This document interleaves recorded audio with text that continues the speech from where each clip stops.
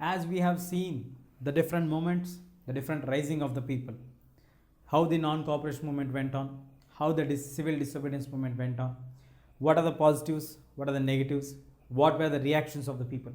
But on a larger scale, somehow, though we have different groups, the diverse culture, diverse population, the sense of collectiveness, the sense of one nation, belongingness started to emerge in the people in the later half of the 20th century. That's how the sense of collective belonging has been established. The first concept which has been established is part of the same nation. All people are facing the same problems by the same ruler. That made them to feel that they all are part of the same nation, and that's how the concept of nationalism got to evolved out in India. And as the nationalism got evolved out in India, because these people are always facing the united struggles, these people are always facing the same common enemy which brought them all together under the single umbrella to face the common difficulties, and that's the base for the establishment of nationalism. And later on, it's not only the problems but the history and the fiction, the stories, the common cultures, the binding attitudes, common values, folk songs, folklores, dance, paintings, symbols, all have contributed to the larger extent for the people to get associated with each other, to understand each other in a better way than the previous years. And Bankim Chandra Chattopadhyay, who started to initiate the process of Vande Mataram after the Swadeshi movement, before the Swadeshi movement, these songs, the Bhakti Bharat Mata's visual images are being created in order to make the people to understand that we all have certain images, we all belong to a particular nation, we all have a common song, we all have the common attitudes, common values. And when Rabindranath Tagore has started to give a picture of Bharata Mata, for the first time he used the word Bharata Mata. And not only this, Rabindranath Tagore also described Bharata Mata or portrayed the picture of Bharata Mata with the certain qualities. The certain qualities are aesthetic sense, to look her to have a pleasant grace, calm, who is very obedient, and composed, a complete woman, a complete Indian representative, divine, having the glorious divine nature, and spiritual context. So these all features also were added for the image of Bharata Mata, so that all would get connected to this.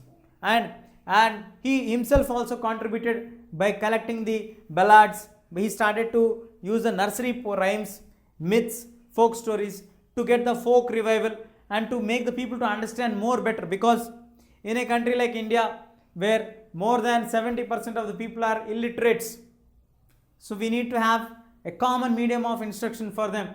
So we cannot just expect them to read newspapers, participate in the movement so actively and understand everything. So Rabindranath Tagore has initiated to give some images through some songs, through some poems, through some myths, through some stories, through some folk songs and folk dances. We can communicate the issues to a larger community of people.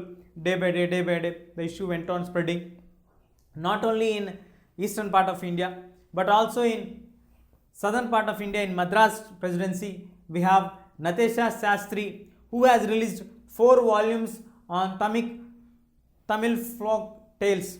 The Tamil folk tales are named as the folklore of South India, where the South Indian people got connected to this one. So they started to establish and united themselves with the culture of India. And later on, the Swadeshi movement itself initiated the tricolor flag, where we have one national flag, one national song, the anti-British song, and then we have the crescent moon, the half moon, which is symbolizing the Hindus as well as the Muslims. Then we have in 1921 Gandhiji designed the Swaraj flag to have in the independent India. So not only this, the efforts are made by the leaders, the efforts are made by the poets, the efforts are being initiated. People themselves started to understand the problems, people themselves started to identify what are their common issues, why are we facing this kind of problems, what is the possible solutions for this one. And later on, people also try to understand what is history, the interpretation of the history. If Britishers feel us that we are not educated, we are primitive, we are uncivilized, uncultured, then why did they step into India? What is India actually? India has achieved great milestones in science, in maths, in culture, in religion, in the economic growth. The prosperous kingdoms have been flourished in India. Britishers also have come to India to earn money only. So everybody started to understand the past glory of India, and they started to get connected to the past culture, past systems, and then they understood that the common enemy is none other than the colonial master. So this is how the movement went on to people and to gather all people to come together. The Congress party, in the conclusion we can put it like this: the Congress party always tried to have a proper channel to showcase the dissatisfaction of the people in a single outlet, where it has brought all the dissatisfaction points to a very large level close. But precisely within the Congress and out of the Congress, we have some elements, some people who are disintegrated and who have broke the unity of the movement. But still, the Congress always tried to settle down the issues possibly and try to bring them unitedly to fight against the common enemy, the British rule. And in larger context, everybody meant different freedom according to different people.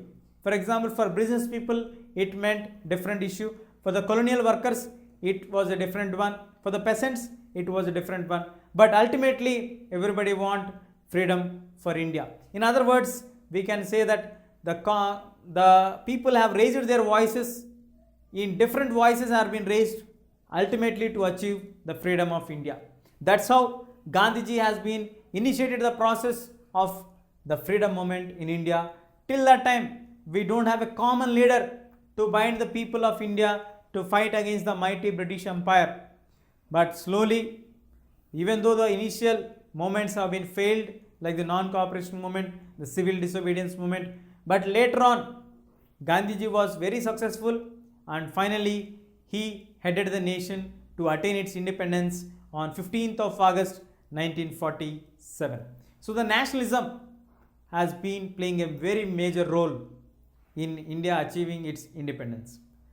Though there are people who are not actively participating because of their personal issues or community issues like the Dalits or like the Muslims, but still Congress party has tried all its efforts to reduce the ununity among the people and to channelize the outbreak in a single point, so that the Britishers can be destroyed and the British rule can be ended up in India.